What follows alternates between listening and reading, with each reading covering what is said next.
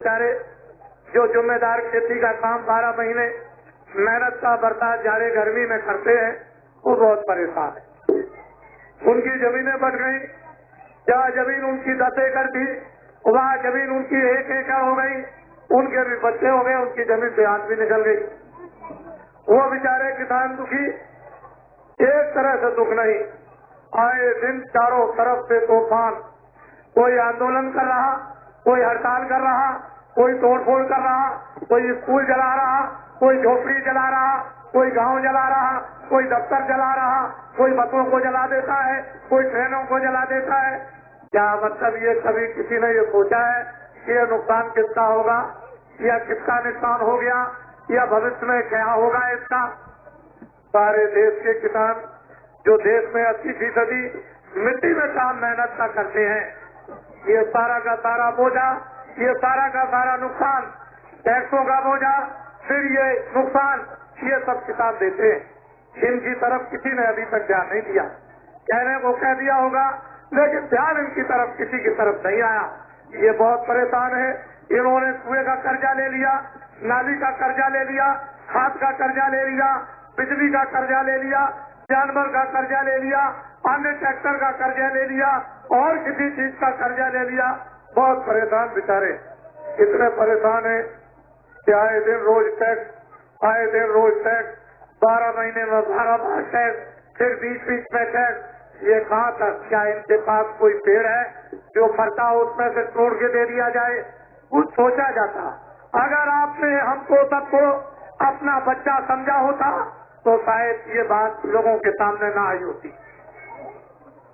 समस्त जगत के प्राणियों को, इस मानव को प्रजातंत्र में अगर इंतजाम करने वाले अपना बच्चा समझ लें तो ये बात शायद अपने बच्चों के लिए न हो। उनको अगर 100 एकड़ खेती दे दी जाए, उनको 4 एकड़ खेती दे दी जाए, और उनके पास 10 बच्चे हों, और फिर उनसे कहा जाए कि आपके ऊपर में ये टैक्स लगेगा, तो वो वही बात कहेंगे जो मैं कहता हूँ।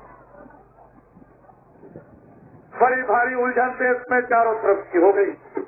एक तरफ की आफत नहीं, छोटों पर भी आफत, बड़ों पर भी आफत, एक साहूकारों पर भी आफत, ये नौजवान बच्चे जो स्कूल में पढ़ते हैं उन पर भी आफत, कर्मचारी अधिकारियों पर भी आफत। एक ऐसा उलझन का जंगल में, एक झाड़ियों में ऐसा पता दिया गया है कि किसी का मस्तक काम नहीं करता। अभी थोड़े दिनों में एक बम्बई में शताब्दी समारोह हुआ। वैसे झगड़ा तो आपस में बहुत हो गया कि अस्पतालों में अभी तक पड़े हुए हैं, लेकिन भारत के प्रधानमंत्री ने कहा कि हमारा जो शासन है वो सारा का सारा भ्रष्ट है। ये सारा शासन दलाल है, अधिकारी कर्मचारी दलाल है, पेट साहूकार ये है, ये भ्रष्ट है। और जो भ्रष्ट से भ्रष्ट काम करे वही देश में नेतृत्व की निशानी पाता है। प्रधानमंत्री से बात की है, लेकिन मैं आपको नहीं कह सकता कि आप भ्रष्ट हैं। मैं तो ये कह सकता हूँ, न कर्मचारी भ्रष्ट है, न अधिकारी भ्रष्ट है, न पेट साहूकार भ्रष्ट है, और न ये भ्रष्ट है। मेरी बातों को बहुत ध्यान देकर क्यों आंदोलन आपने बंद नहीं किया?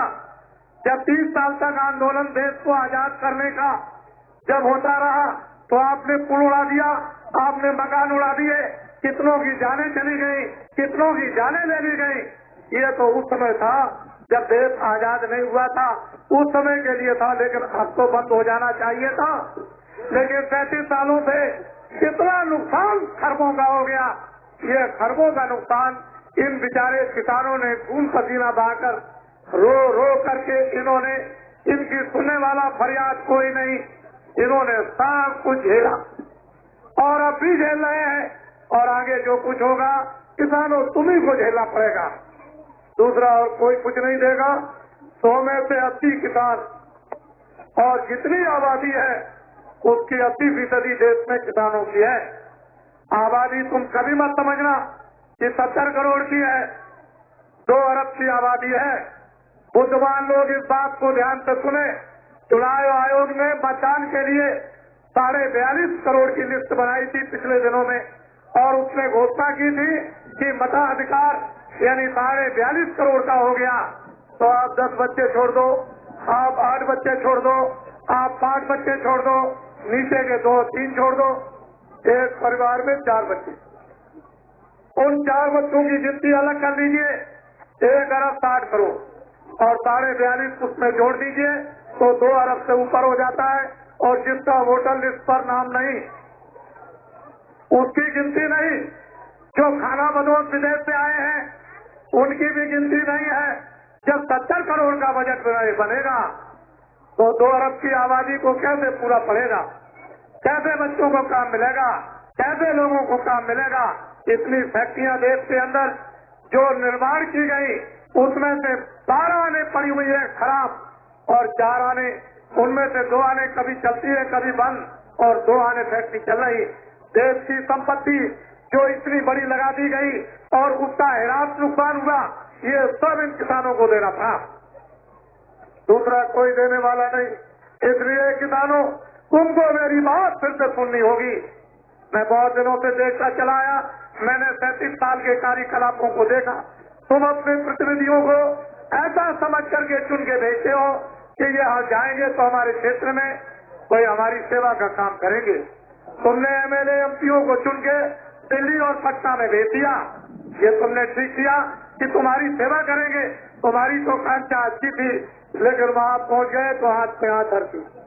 20 मिनिस्टर बन गए पटना में या 30 मिनिस्टर बन गए दिल्ली में, बाकी जितने 500 और जितने आदमी हाथ पे हाथ धर करके, ये बेचारे उनको कहा जाए दलाल है, उनका खर्चा पूरा नहीं पड़ता। बड़े शहर में रहते हैं, बड़े खर्चे हैं, तनख्वाह थोड़ी है, खर्चा पूरा नहीं होता है और अधिकारियों को दबाते हैं, अधिकारियों से गलत काम कराना चाहते हैं केवल अपने पेट के लिए। इसके माने वो भ्रष्ट नहीं है। आपको मेरी बात पर ध्यान देना होगा। 10,000 एमपी दिल्ली भेजकर 10,000 मिनिस्टर बना दिए जाए और सारे देश का काम उनको सौंप दिया जाए तो ये पूरा नहीं हो सकता। 5,000 पटना में एमएलए भेज दिया जाए और 5,000 को मिनिस्टर बना दिया जाए तो सारे सूबे का काम नहीं दे सकते हैं। आपको ये सोचना और समझना, फिर से इस पद्धति को फिर सोचना है या इस पद्धति को विलीन करना है, नई पद्धति को लाना। आप ऐसा करो कि जितने भी एमएलए एमपी पक्ष विपक्ष के हैं उनको सबको एक तरफ से काम दे दीजिए, कोई भी काम दीजिए। जब अपने अपने काम में प्रजा के लग जाएंगे, अपना अपना काम करने लगेंगे, जब दायित्व समझेंगे और उनको देश के लिए रोजी और रोटी उनको मिल जाएगी एमएलए एमपीओ को, तो आंदोलन खत्म, हड़ताल खत्म, तोड़-फोड़ खत्म। ये बोझा देश के किसानों पर नहीं पड़ेगा और कोई नया टैक्स भी नहीं लगेगा। किसानों, मैं कोई महात्मा नहीं हूँ, ना मैं कोई भगवान हूँ, मैं आपका सेवक हूँ। मैं जैसे पहले था वैसे अभी हूँ और वैसा ही भविष्य में रहूंगा। मैं पहले तुम्हारे बीच में था, अभी हूँ और भविष्य में भी तुम्हारे बीच में रहूंगा। मुझे कोई ख्वाहिश, कोई इच्छा, कोई लालसा राष्ट्रपति की नहीं, मुझे कोई प्रधानमंत्री की नहीं और न मुझे कोई मुख्यमंत्री की और न इसकी मुझको कोई जरूरत है। लेकिन देश के किसानों, मैं ये तुमसे वादा करता हूँ कि अगर तुम मेरी बात को मान लो, एक बार भी तुम मेरी बात को मान लो, अगर देश के किसानों ने निष्पक्ष होकर के मेरी बात को एक बार मान लिया तो जितना भी 37 साल का कर्जा, चाहे ट्रैक्टर का हो, चाहे नाली का हो, चाहे खाद का हो, चाहे बैल का हो, चाहे कुएं का हो, अन्य कोई खेती का कर्जा जो किसानों पर होगा, मेरी बात को अगर मान लेंगे तो सारे हिंदुस्तान का 37 साल किसानों का कर्जा माफ करा दिया जाएगा। मेरी बात को तो माने। ये हमारे अधिकारियों को कह दिया दलाल है। 500 रुपए में, आज के समय में 600 रुपए में ये गरीब क्या गृहस्थी चला सकता है? इस बेचारे के बच्चे शहर में रहता होगा, ये बेचारा पढ़ाता होगा, लेकिन किस तरह से पढ़ाता है वो मुझको मालूम है। मैं जानता हूँ उसकी तकलीफों को। कहना आसान है कि अधिकारी कर्मचारी भ्रष्ट है, ये सब दलाल है, ऐसे कहने से जान नहीं छूट जाएगी कि कर्मचारी अधिकारी दलाल है, सेठ साहूकार दलाल है। ये बेचारे न्यायाधीश जो जज काम करते हैं, इनका गुजारा उस तनख्वाह वेतन में नहीं होता। आज के युग में उनको 10,000 तनख्वाह उनको महीने मिलना चाहिए तो उनका गुजारा हो जाएगा। उसके नीचे 6,000 तनख्वाह मिलनी चाहिए तो उसका गुजारा हो जाएगा। उसके नीचे 4,000 तनख्वाह मिलनी चाहिए तो उसका गुजारा होगा। और जो सबसे छोटा कर्मचारी है उसको आज के युग में 2,000 मिले तो गुजारा हो सकता है। ज्यादा तो नहीं, लेकिन तुम ध्यान रखो, बड़े अच्छी तरह से विवेक बुद्धि, ऐसे साहूकारों और अधिकारियों, हिंदुस्तान में 2 पूंजी है, एक तो सफेद और एक काली। 2 आने पूंजी, जो सफेद है वो तो व्यापार में लगी हुई है और 14 आने ऐसे ही। आए दिन अधिकारियों के घरों में छापा, छोटे बड़े बेचारे दुकानदार व्यापारियों के घरों में छापा। आज वो रो रहे, चिल्ला रहे हैं। उन्होंने मेहनत करके, मशक्कत करके किसी तरह से कुछ पैसा जोड़ा जाना होगा, लेकिन क्या छापा पड़ता है, सामान सब चला गया। वो रोते ही चिल्लाते रह जाते हैं कि क्या किया जाए, ऐसे जो में कोई सुनने वाला नहीं। उनका भी खर्चा पे खर्चा, तुम्हारा भी खर्चा पे खर्चा। ऐसे साहूकारों, छोटे बड़े अधिकारियों, मैं तुम्हें ये विश्वास दिलाता हूँ कि अगर मेरी बात को आप मान लो, आपके घरों में कोई छापा नहीं पड़ेगा और काली पूंजी का एक भी नया पैसा आपसे टैक्स नहीं लिया जाएगा। अगर हिंदुस्तान के सब लोग मेरी बात को मान ले तो मैं 24 घंटे के अंदर हिंदुस्तान की पूंजी जो काली है उसको व्हाइट करा दूं। मेरे पास उसका रास्ता है। नौजवानों, बच्चों, जो तुम स्कूलों में पढ़ते हो, मुझको मालूम है कि तुम इस साल 1 करोड़ निकलोगे, 1 लाख को देश में नौकरी मिलेगी, बाकी 99 लाख बेकार। वो तो आपको मेरी अब जरूरत पड़ेगी। मैं तो आपका सेवक हूँ। जिस समय पर जब हिंदुस्तान की पूंजी जो काली है और सफेद कर दी जाएगी, उस समय पर कोई भी स्कूल का बच्चा, नौजवान छात्र बेकार घर में नहीं बैठ सकता, सबको काम मिलेगा। इसका रास्ता एक नया है, लेकिन वो मैं नहीं अभी बता सकता। मेरी नकल करना भी नहीं तुम फंस जाओगे। भारत का प्रधानमंत्री हमारी तकलीफ को क्या सुनेगा? वो तो चारों तरफ मिलिट्री के घेरे में आ गया।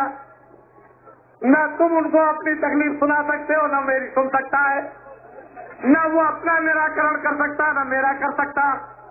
ये तो भारत के ऋषि मुनि महात्मा जब कभी आते हैं तो ये सारी विपदाओं को, तुमको मालूम है कि मेरे हाथ में क्या है, तुम्हारे सिर पर मार दूं तो क्या हो जाए। उनसे पूछो जाकर रास्तों में कि जिनके वो सब हाथ रख दिया वो क्या कहते कहते गए। आपको क्या मालूम, परेशानी लेकर, तकलीफ लेकर तुम आए हो। मैं 1 तकलीफ तुम्हारी ठीक कर सकता हूँ, 2 तकलीफ ठीक कर सकता हूँ, 4 तकलीफ ठीक कर सकता हूँ। मेरे पास तो उसका मसाला है। मुझे तो उसका भगवान का हुक्म मिला है कि इनकी तकलीफों को सुनो, इनकी तकलीफों में शरीक हो, इनकी तकलीफों को दूर करो, इनको अपनी बात सुनाओ, इनको मेरी बात सुनाओ, इनको मानवता की बात सुनाओ, इनको अच्छे बुरे कर्मों का बोध कराओ, इनको बुराइयों से हटाओ, इनको अच्छाइयों पर चलाओ। इनसे कहो तुमको भोजन मिलेगा, इनसे कहो तुमको कपड़े मिलेंगे। और किसानों से ये कहो कि वो वक्त और जमाना आ जाएगा कि तुम अगर मेरी बात को मान लो तो गांव की नारियां भी गले में सोना पहनती हुई सब दिखाई। अरे सोने की बात तो छोड़ो, हीरा पहनते हुए दिखाई दे। कलयुग जाएगा, सतयुग आएगा, तुमने दीवारों को पढ़ा होगा। क्या तुमने कोई हंसी बात समझी थी? अभी कलयुग गया नहीं, न सतयुग आया। लेकिन अगर राम, विश्वामित्र और वशिष्ठ उनको जटा और झूठ भेष बदलकर उनको तपस्या के लिए न भेज देते तो रावण तो विश्वामित्र यहां से भी मरवा देते। वो दुर्वासा जो है महाभारत बैठ करके करा देते, लेकिन इतिहास नहीं बनता, ये चितार्थ नहीं होता। इतिहास तो इतिहास से बनता है। तुम्हारे कानों में नर नारी बच्चे बच्चियों के डाल दिया जाए कि कलयुग जाएगा सतयुग आएगा। अभी नहीं गया कलयुग, ना सतयुग आया, लेकिन तुम्हारे कानों में कोई बात तो पहुंच जाए